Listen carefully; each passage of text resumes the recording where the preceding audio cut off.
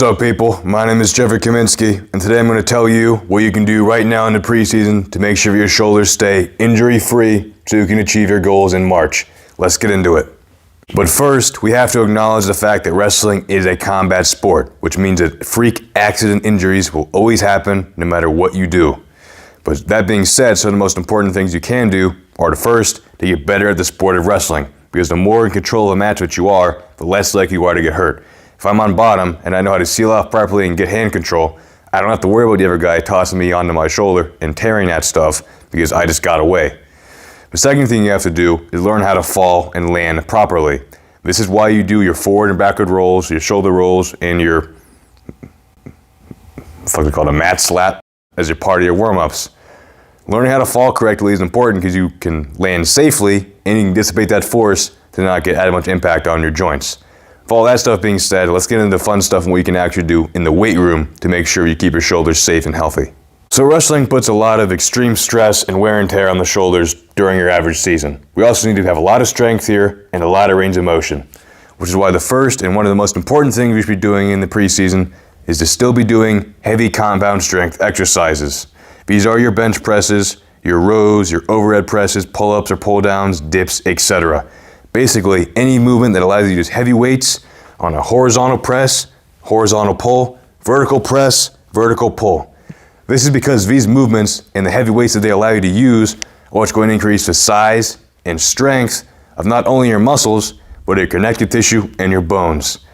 You have to remember that stronger, larger tissues are more resilient and harder to break. After all, it doesn't matter how mobile something is, they can snap really easily. This is why you see a lot of NFL or rugby guys that are this massive and can run through brick walls like nothing, because if they have bigger tissues, it's harder for them to get hurt. That's going to lead us into our second thing we have to be doing in the preseason, because you can't just be a meathead. You have to be focusing on your mobility also, because our sport requires a lot of range of motion in these shoulders. Now, earlier we mentioned that the wrestling season causes a lot of wear and tear on these joints, and sadly, some of that comes from our stance. Because in a good wrestling stance, you're going to be a little more rounded over, which over time is going to cause our shoulders to adapt more of a rounded posture, which, while it might make our stance feel more comfortable, is going to decrease the range of motion in our shoulders. We've already established that wrestling season requires a lot of mobility in our shoulders, but if my shoulder can only bend to here, our sport is still going to force us to go there, which means for this range of motion to happen, something is going to have to move that should not be moving. This might be a muscle or a joint is moving more than it should be, or it might just be the bones grinding up all the soft connective tissue in our shoulders.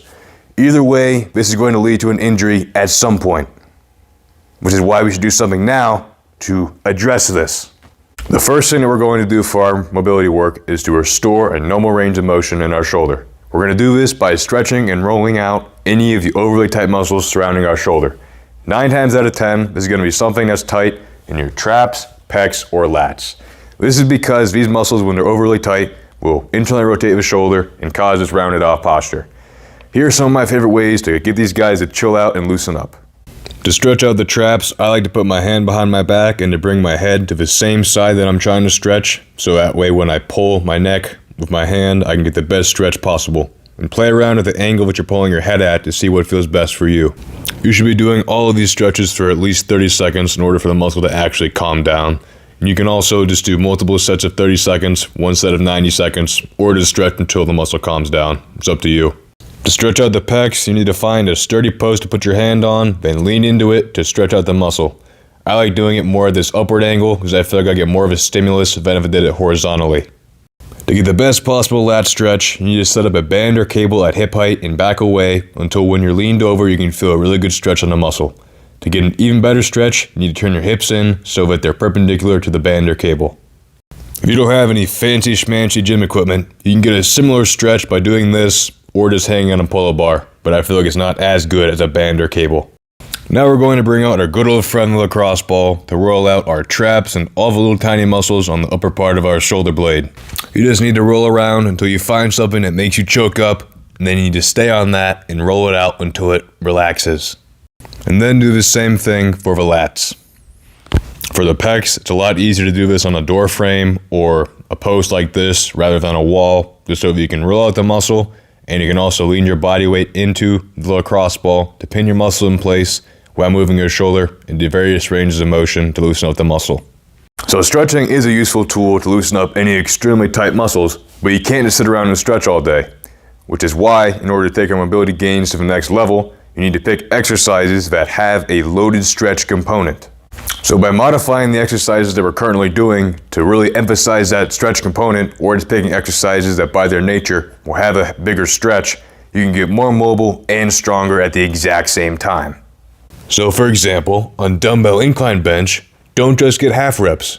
Get a full range of motion and let the weight stretch out your pecs at the bottom. The same thing can be said on all of your pull-ups and pull-downs. Get a full range of motion and let gravity extend and stretch out your shoulders at the bottom. And you can pretty much apply this concept to any lift by making the downward or eccentric portion of the lift at a slower tempo. So that's how to modify most of the exercises that you're probably already doing. Here's one you're probably not doing, the dumbbell pullover. This is one of the best exercises to get upper body strength and mobility gains at the exact same time.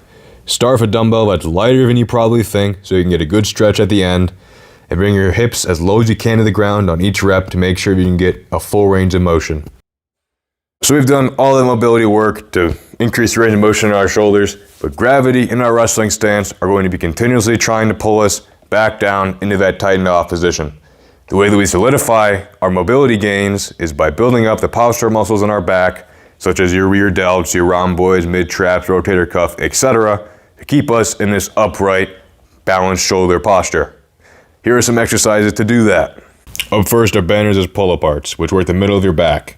To actually hit this muscle group, imagine trying to pull the band through your nipple line. Do 12 to 20 reps and increase or decrease resistance depending on what you need by moving your hands in or out on the band.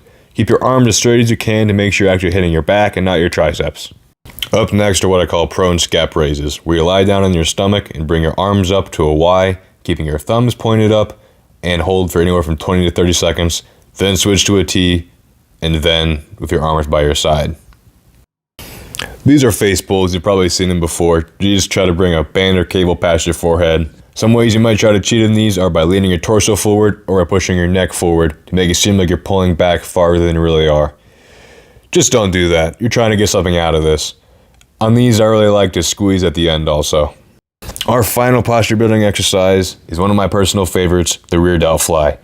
Everybody has big front and lateral delts, but nobody has big rear delts because nobody ever does these. These are also very important to maintain healthy, balanced shoulders.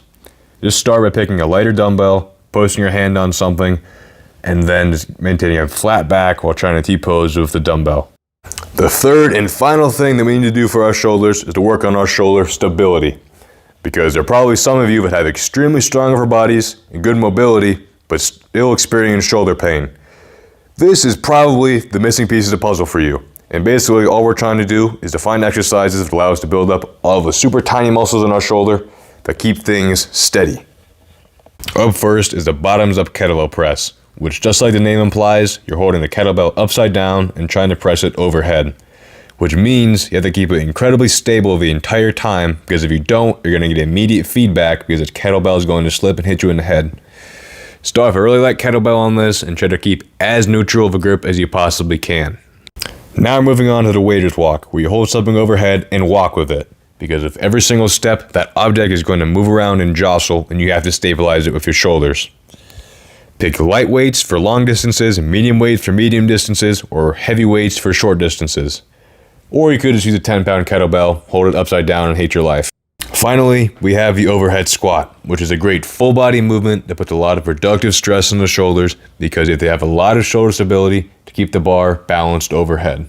Alright, here are some ways to apply this stuff in your training so that you actually get it done instead of just forgetting about it the moment you click off this video.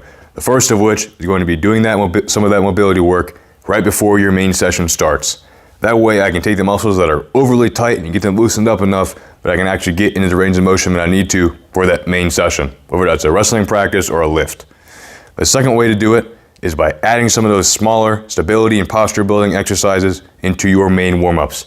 That's going to do a couple things. One, you're going to do it every single day, so all those tiny muscles are going to get built up in the long term. The second thing it's going to do is make you feel better for that main session, because all those little tiny stability muscles are going to be fired up and ready to go. The third thing it's going to do is make sure you actually do it. because nobody wants to sit there and go do light exercises, but making it in your warm-up, make sure you actually have to do it. And then you can just add in some of the bigger exercises as part of your regular training session during your lifting.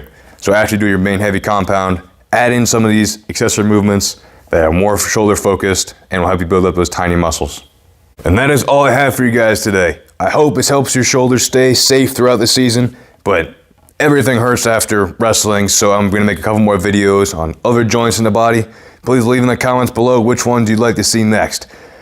And consider subscribing and liking the video. I'll see you all next time.